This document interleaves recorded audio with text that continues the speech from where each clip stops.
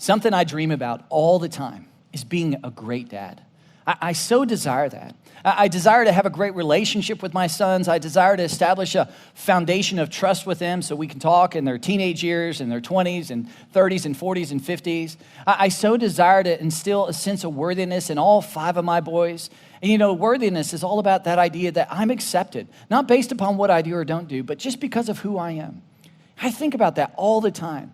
And I just simply dream about being a great dad. But guys, I'm telling you, as much as I dream about that, as much as I want that, as much as I desire to be a great dad, there is something that seems to cut in the way of, or to get in front of, or prevent me from getting to the other side of that dream. In fact, I bump into it all the time.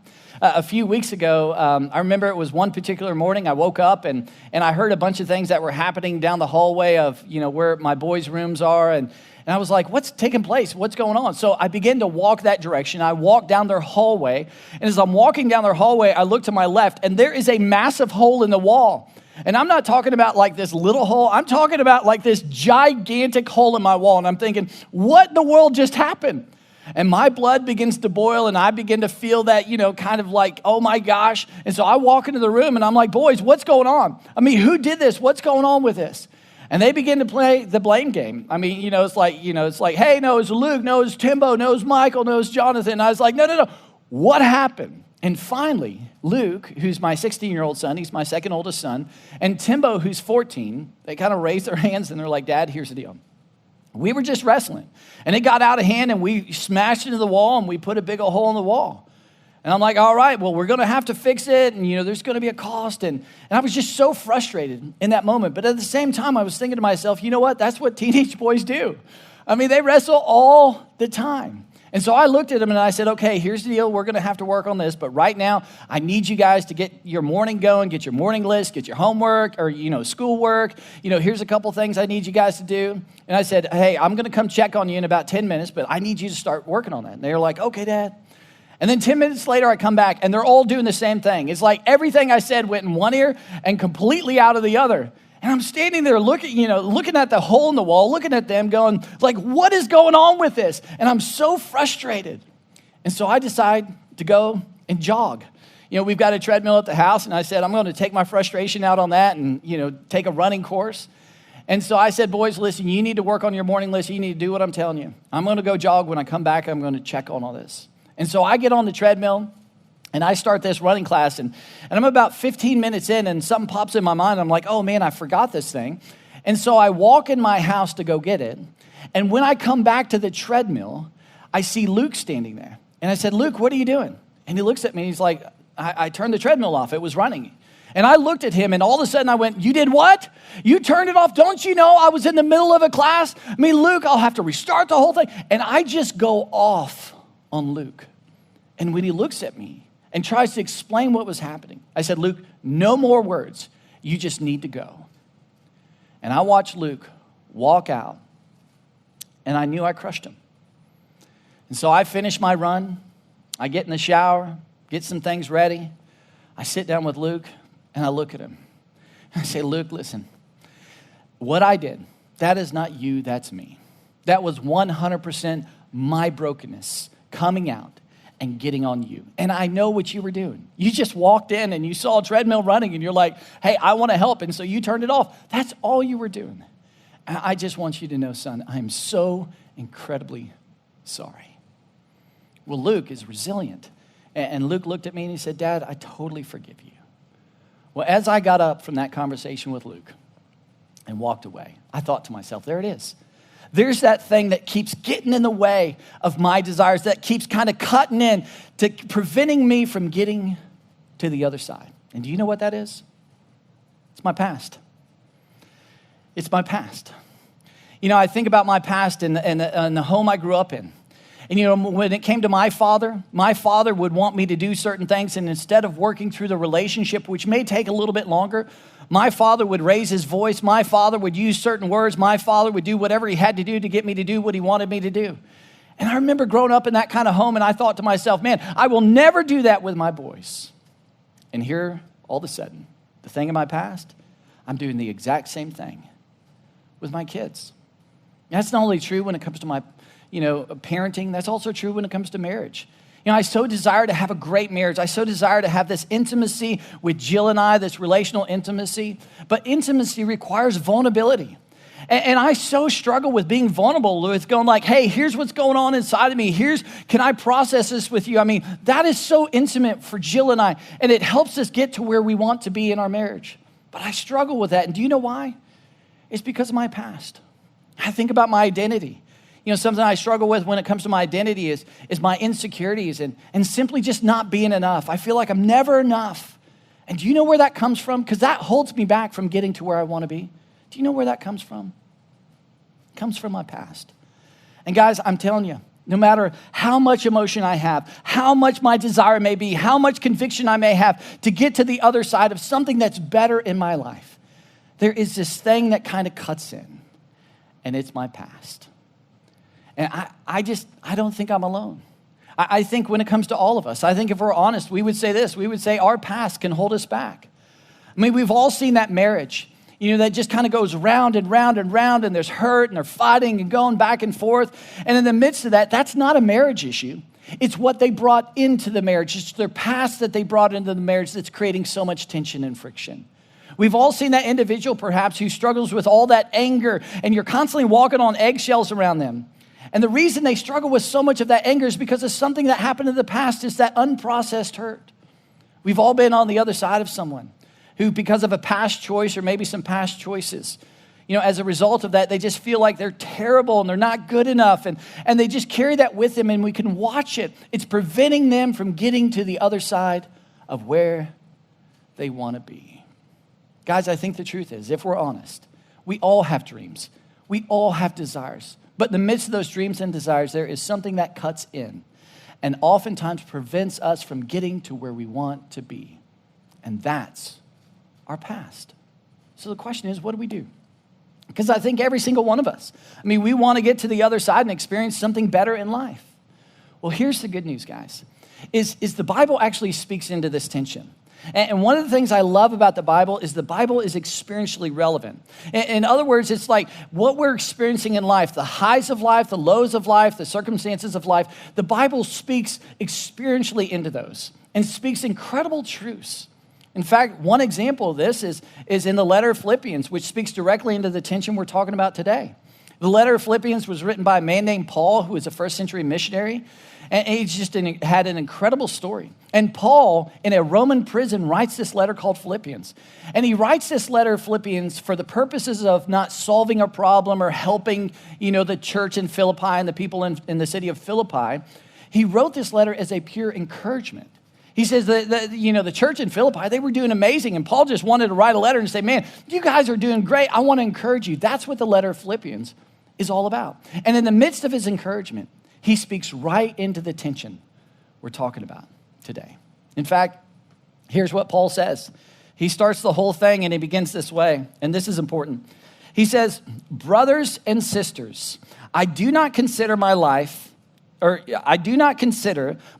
yet to have taken hold of it. And as we think about this passage, I want us to focus on these two words initially, brothers and sisters. This means that Paul is writing this to followers of Jesus Christ.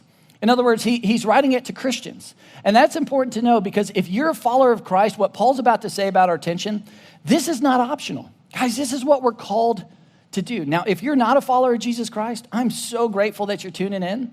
I so respect that.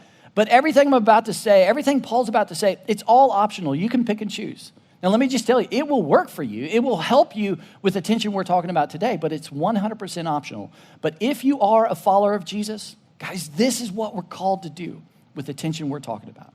So he starts this way. He says, brothers and sisters, and then he says, I do not consider myself yet to have taken hold of it.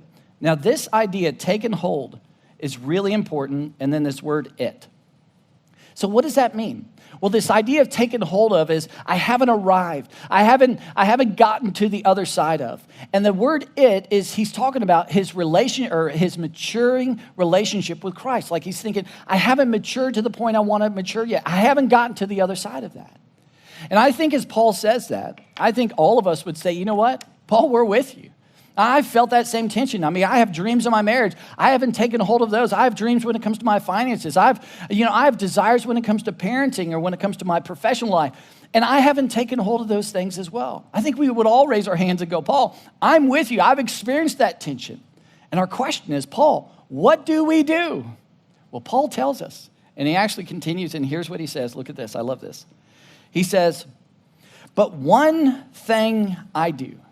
And guys, this is so important, this idea of one thing. And what he's saying here is one thing to focus on, one thing to be incredibly intentional about, one thing to tape on your mirror and every single morning remind yourself of this one thing. What is it? He tells us. But one thing I do, forgetting what is behind and straining toward what is ahead. Guys, I want us to spend the rest of our time talking about this. This is so incredibly important. And specifically, I want us to talk about this idea of forgetting. And that's why I circled it a couple times. And forgetting what is behind, which frees us to strain towards what is ahead. So how do you do that? And Paul, what does that even mean? Well, here's what's really important to understand. Is that Paul, in this phrase of forgetting what is behind and straining towards what's ahead, he's using kind of this word picture of a Greek runner, this like Greek Olympic runner. And what's amazing is that if Paul was here today, if Paul was like sitting right here and we were talking to Paul, which would be kind of amazing in itself, but if that was true and he was sitting right here and we said, hey, Paul, what do you love about our culture? What's something you love about today, being here, in 2020? One of the things Paul would say over and over and over, he would say, man, I love ESPN. That I love all the basketball, the sports, the football, boxing, UFC, the whole thing. I think he would say that. And the reason why I say that is because all throughout the writings of Paul, he references sports. I mean, he talks about, fight the good fight, run away the race in such a way to win the race, And he talks about winning the crown. All throughout his writings, he uses these sports illustrations to illustrate these incredible principles he's trying to teach you and to teach me. And in this principle of forgetting what's behind and straining towards what's ahead, he's thinking about a Greek runner. In other words, think about it this way. Think about this guy right here, Usain Bolt. And this is an Olympic gold medalist. Usain Bolt's one of the fastest men in the world. And when he runs a race and the gun goes off and the starting blocks and he's out and he's going, he is straining towards what's ahead. He is laser focused on that finish line, getting to that finish line, in first place. That's all he's thinking about. And he is forgetting what's behind. He's not thinking about 3 races ago where he tripped or, 2 months ago where he lost that race. He's not thinking about middle school when he didn't make the track team. That's nowhere in his mind. He is 100% focused on getting and straining ahead. And Paul uses this illustration because what Paul understood in your life and in my life, that there is something that can cut in on us. There is something that can prevent us from getting to the other side. In fact, what Paul understood is looking back will hold you back. When we hold on to the things of the past, it can hold us captive in our presence and keep us from getting to the other side. And so Paul leans into this whole tension. He says, guys, you got to forget what's behind. So it frees you to strain towards getting to the other side. And Paul would say, you got to forget what's behind when it came to your childhood. And I think he would show a lot of empathy. Paul went through a lot of things and hardships and difficulties in life. But he would say, hey, when it comes to what happened as a little boy, what happened as a little girl, what happened in your childhood, what happened in that marriage, what happened in that second marriage, what happened on social media, what happened with the choices that you've made in your past. Paul would say, listen, those are real. I 100% know. And I know the emotional weight and impact of those. But for you to get to the other side of where you need to be, and where you want to be, you got to forget what's behind. And we hear that and we go, well, what does that even look like? How in the world can we do that? And if you and I were just talking, I would say there are 2 things you got to pay attention to. The first thing is this, is forgetting what's behind is going to take some time. Guys, this is not an overnight thing. I so wish there was a simple way and a button we could push and whoo, it just would all work out that way, but that's not the way it works. This is going to take time. This is not overnight, it's over time.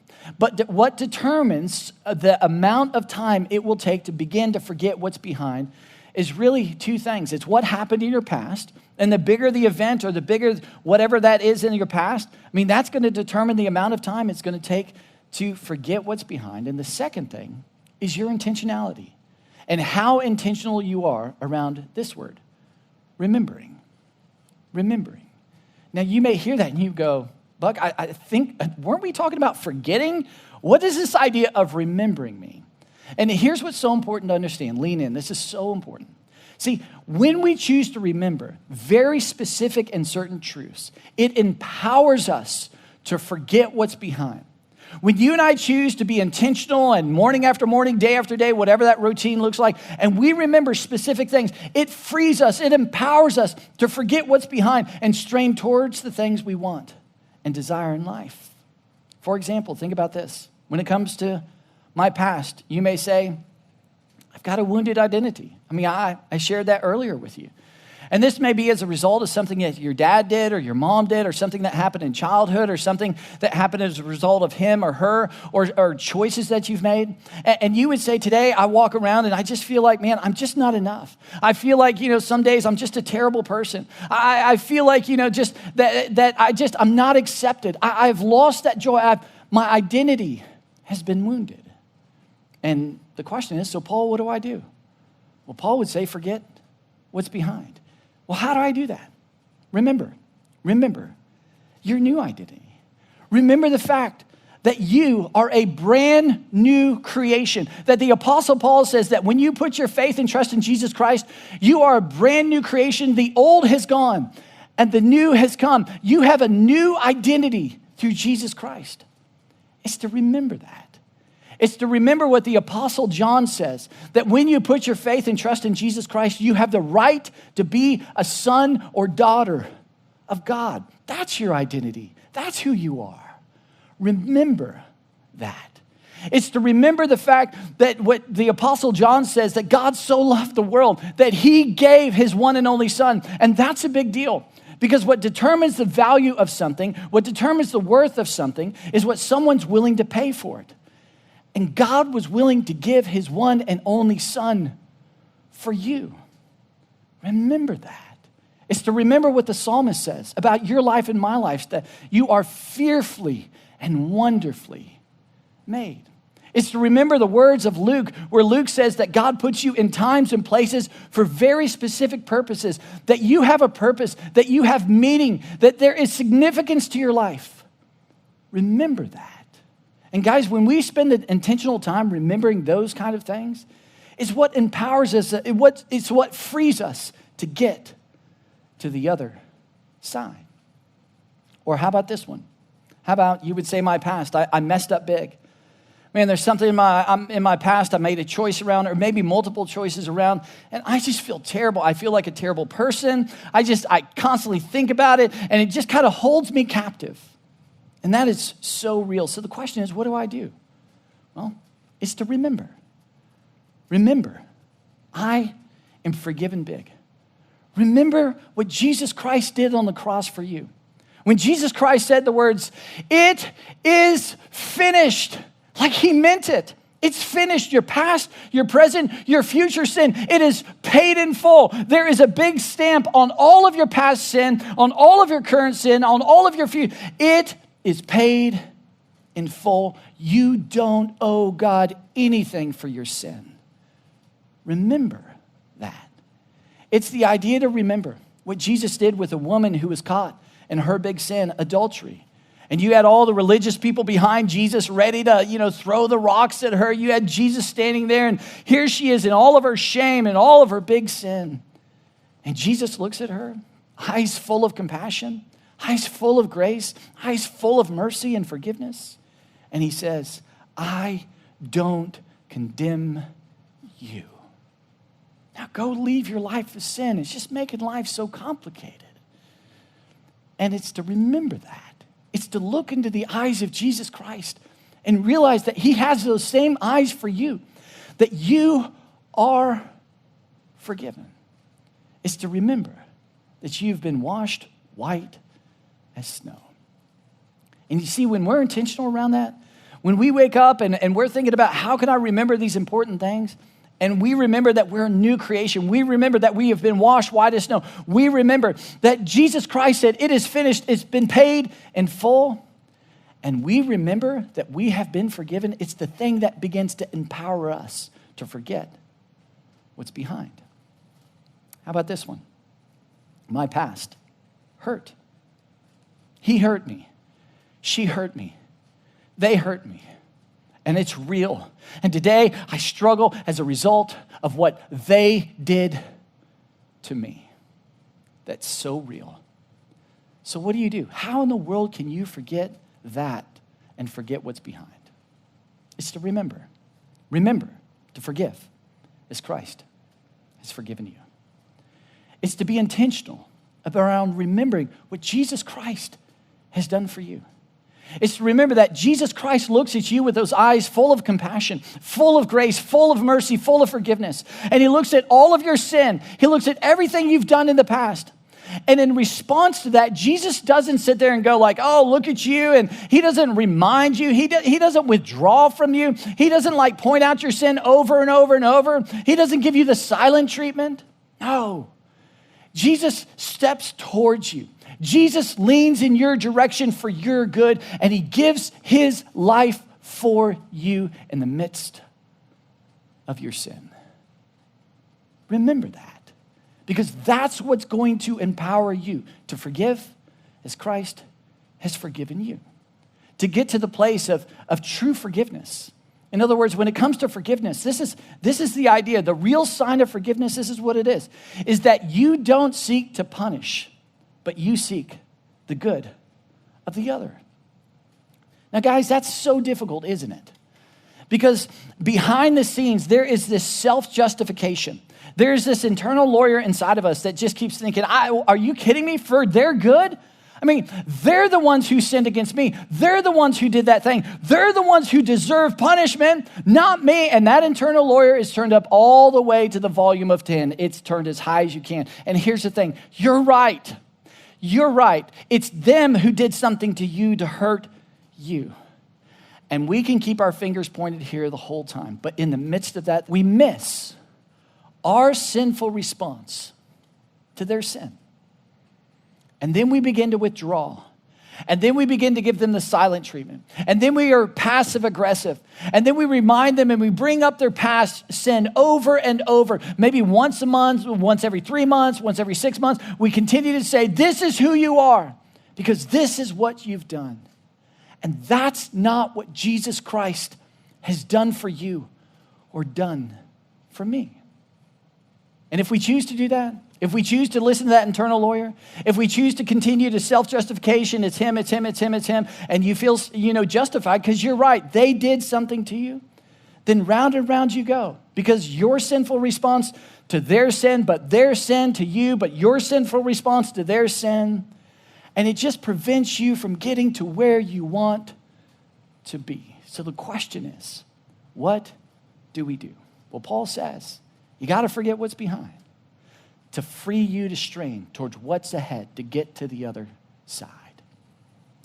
Guys, I've seen this in my life. In fact, several years ago, I remember a good friend of mine did something to me that was extraordinarily painful and created an enormous amount of hurt inside of me. And the whole time, I just wanted to punish them for what they did. I mean, there was something inside of me that was so angry, and I couldn't believe that they would do this. And I thought to myself, you know what? I'm going to withdraw. Yeah, I'm going to be passive aggressive, and I'm going to feel totally fine, and I'm going to remind them of what they did. And I feel good about it because it's self-justification. And I had so much of that inside of me, and it was killing the relationship. And it certainly was leading to a place I didn't want to be. And so one day in front of my counselor, we were having this discussion about this whole tension. I'm talking about this thing and what's going on is preventing me from where I'm, trying to get to. But they're the ones who committed the sin and this whole thing. And I said, so what do I do? And my counselor looked at me and said, Buck, here's the thing. You got to remember the words of Paul. Paul told us, in the midst of this tension, I'm trying to take hold of it, but I'm not getting there in the midst of all this stuff. We got to forget what's behind to free us to strain toward what's ahead. And then I said, well, what does that look like? She said, you got to remember. You got to remember what Christ has done for you. So over the next several months, that's what I did. I thought about all the times that, Jesus has talked, what Jesus has done for me, how Jesus has forgiven me. I think of all the amazing grace upon grace, and his mercies that are new every morning. I continue to remember those things. And those were helpful, but I was still stuck because I had so much hurt and so much anger about what they did. Until one day, about 3 months after that conversation with my counselor, I was sitting there next to a river. And I was hanging out and I was thinking about this and reflecting on life and reflecting around this relationship and what they had done and the pain that they had caused me. And I looked down, and when I looked down, I saw this rock. And I remember I'm sitting next to this river, and I picked up this rock, and this rock symbolically represented the sin, what they had done to me. And I remember I began to grip the rock tightly because I thought about what they had done. I thought about, and it created all that anger inside of me. And I sat there and I'm holding this. And then I began to think about Jesus and the story of the woman who was committed adultery. Her big sin was right before Jesus. And I thought about the fact that, there was a crowd behind Jesus of all the religious people who had rocks in their hands, and they were all ready to stone this woman for what she had done. And I was in that crowd. I was holding that rock, and I was ready to punish that individual for what they had done to me. And I felt all that emotion in that moment. And then, all of a sudden, it's like Jesus took me to the other side. And now, all of a sudden, I'm standing there with my rock. And here's this woman in all of her shame, all of her sin, and all of her brokenness. And there's Jesus Christ and the whole crowd of angry people behind him. And I look at the eyes of Jesus Christ, and he's looking at this woman, and I'm looking at his eyes, and his eyes are full of compassion. And they're full of grace, and they're full of forgiveness. And then it's almost as if Jesus looked up at me. And he looked at my eyes. And he said, Buck, what I've done for her, I have done for you. I have forgiven you. And these eyes of mercy and compassion and grace and forgiveness are for your sin. All of the times that you've hurt individuals, all the times that you've broken my laws, I look at you and I have forgiven you. And I have forgiven that person for what they've done to you. Now, Buck, you need to love as I've loved you. Forgive as I have forgiven you. And right there, in that moment, next to that river with a rock in my hand, I said, all right. I looked at what they've done, and I said, you don't owe me any longer. So I set the rock down. And I walked away. And I've never picked that rock up since. And guys, let me tell you what's happened as a result. As a result of choosing to forgive as Christ forgave me, it has freed me. It's freed that relationship to get to a place that it's never been before. And it's not perfect. But my goodness, today, the freedom I've experienced, the ability to forget what's behind and strain towards what's ahead and get to the other side of where I wanted to be, it required me to forgive as Christ has forgiven me. So guys, here's my question. What is it in your past that's holding you back? What is that thing that you think about in your past that's kind of getting in the way or cutting in and preventing you from getting to the other side of where you want to be? Where you want to be in your marriage, or where you want to be financially, or where you want to be with your kids, or where you want to be professionally, or where you want to be just with you and being free to be you. What is that thing in your past that keeps holding you back from getting to the other side? And with whatever that is, here's the thing. What do you need to remember that will empower you to forget what's behind and get to the other side? What is that you need to be intentional around? To remember that very important truth, that new identity of who you are, that you are forgiven, that God is working for the good of all those who love him. What is that thing that you need to be intentional around to empower you to forget what's behind? And maybe that's going to require you to sit on the other side of a counselor and have a hard discussion about the past and what's taken place in the past. Maybe that's going to require you to get on the other side of some friends and have some discussions and for them to remind you of these very important truths. Maybe that intentionality is waking up every morning and putting something on your mirror, waking up every day and looking on your computer, having a reminder, whatever that is. When you and I choose to be intentional around those important truths and remind ourselves of those important truths, guys, here's what's so cool. It begins to empower you. It frees you to ultimately get to the other side of where you want to be. Let me pray for us. Father, thank you so much for this day. Thank you for your grace. Thank you for your love. Thank you for your patience. And Father, for whatever that thing is in our past that keeps holding us back, you know.